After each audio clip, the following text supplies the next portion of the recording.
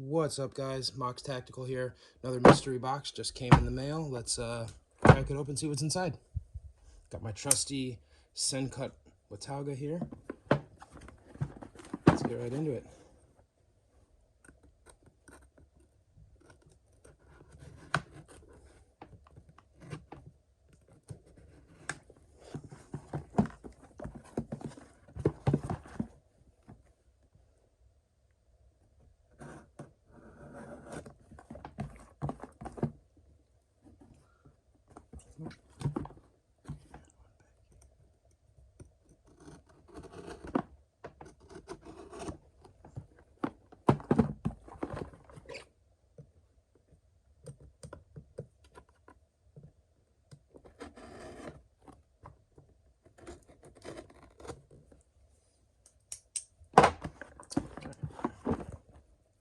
Let's see what we got. Man, they really taped this thing up. They really didn't want anybody getting in here. But we're gonna get in anyway. Now, if this is what I believe it is, it's something that I've wanted for a while.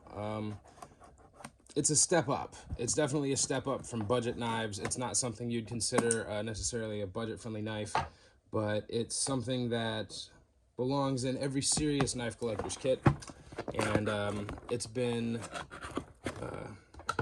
long enough that it hasn't been a part of my kit. I'm getting more and more serious about my knife collecting, so this is a definite addition that was necessary and long overdue. Let me get last bit of that tape. Jeez, I really taped this sucker.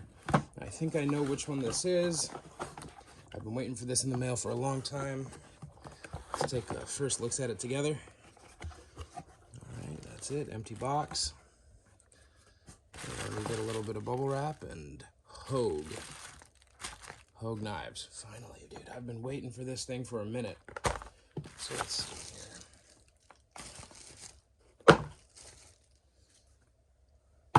All right,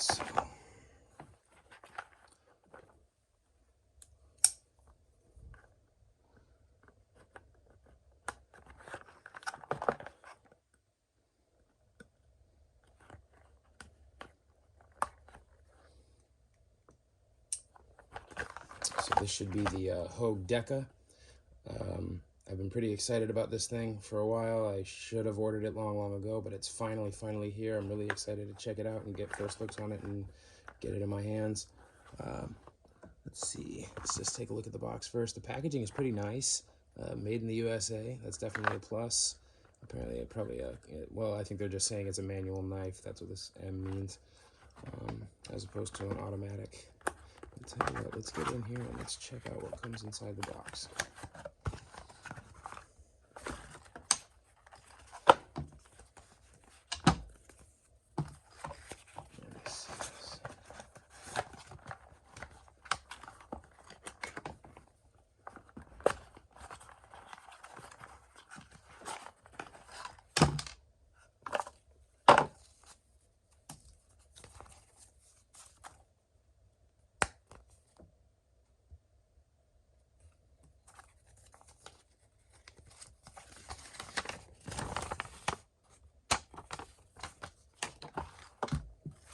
Papers, a little sticker, silica packet.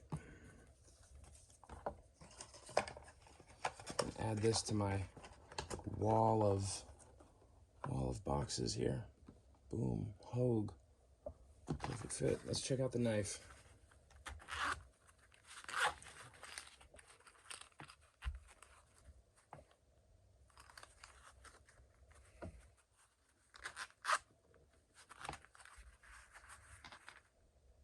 Boom, there it is.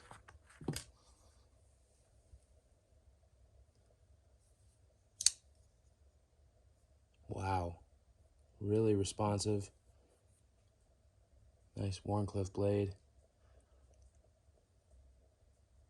And if I'm not mistaken, this is, yep, CPM 20 CV steel. Beautiful, beautiful blade design. It comes in another style of blade as well. I believe it also comes available as a clip point, but I am just obsessed with Wharncliffe's. This is the kind of desert camo scales that I got. These are the, if I'm not mistaken, these are the G10. I heard that the, no, I'm sorry, these are the micarta. I heard that the G10 had a little flex to it, so I wanted to get something that would be a little sturdier, but very thin knife. Let's see. I like it. I like the way it feels. It's got good jimping right here. It's very, very thin. I can't state that enough. But the action is very smooth. You can operate that axis lock easily with one finger on one side, so you don't need to be on both sides to manipulate it. Might need to oil the bearings up a little bit, but for the most part, this is nice. I mean, it's a little bit on the expensive side. It's just under 200 bucks, but I'll go ahead and I'll see if I can post a link. It's a nice little pocket clip there. Hogue pocket clip. I think that's a stainless steel pocket clip. Nice texture on the scales, if you can see there. Perfectly balanced. Blade is right in the center, perfectly centered blade. Responsive flick. Very nice reverse flick. And it's got kind of that compound grind going on the blade. You can see it's got kind of a thicker section towards the back, and then it tapers into a kind of thinner point. It also has kind of two edges. It's really this edge and this edge. There's kind of a V shape in the center of the blade if you look closely.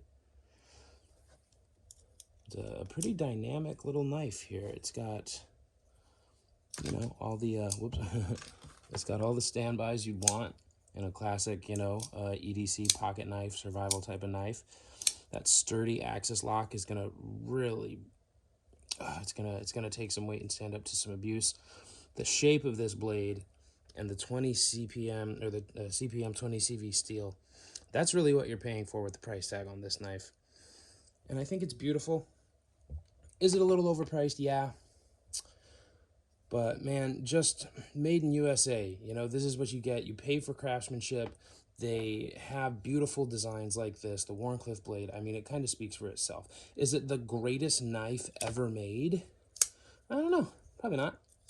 Is it an amazing little folder with a beautiful fidgety axis lock and an absolutely gorgeous super steel blade? Yes. So if you're into super steel, if you're into, you know, flickers, and if you're into axis locks and thumb studs and stuff like that, it doesn't have a flipper tab. It just has the thumb studs. I would definitely give this one a look. Give this one a look. It's very, very durable. It's very strong. It's going to take licking and keep on ticking. Definitely a good one to add to the collection. Let's just do a quick sharpness example real quick. Let me see.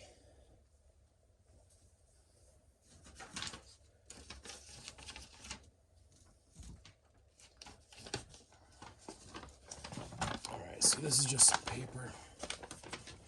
Let's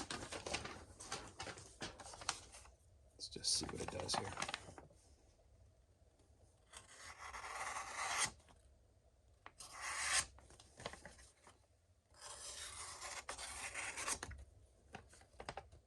Swoops into paper. Wow, I've never had that much control over the tip of a blade before. This is ridiculous. And it doesn't care if it's a frayed edge or a clean edge. It'll cut it in all the same. Wow. You can cut all sorts of oblong angles. This thing is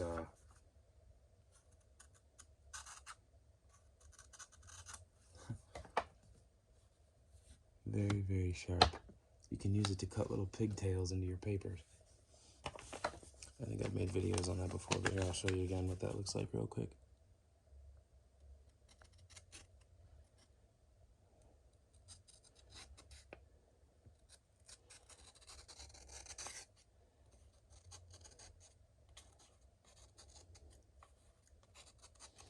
You get the idea.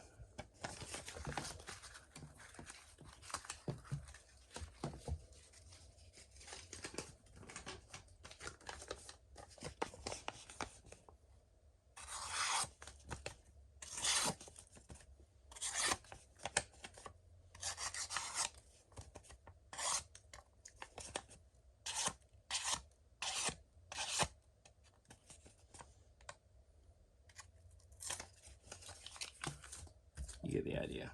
The blade's extremely sharp. I love this thing. I wish it had a little bit of a beefier contour to the handle, but that axis lock.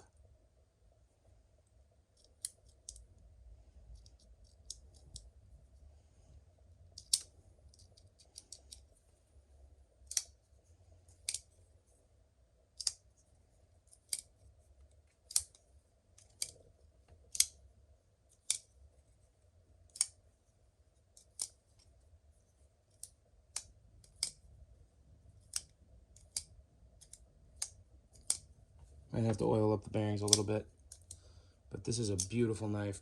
I think it came in right around $170. I did buy it from a seller on Amazon. It took about a week to arrive to my home, and yeah, so far so happy.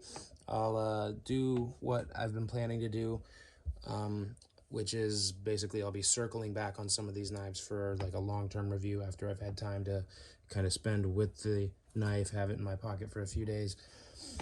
I'll circle back and give better feedback. All I really give you guys on the moment is immediate first reaction feedback. And there are some knives I hate out of the box and then grow to love, vice versa. So I'll do a long-term review on this one. We'll circle back to it. Just initial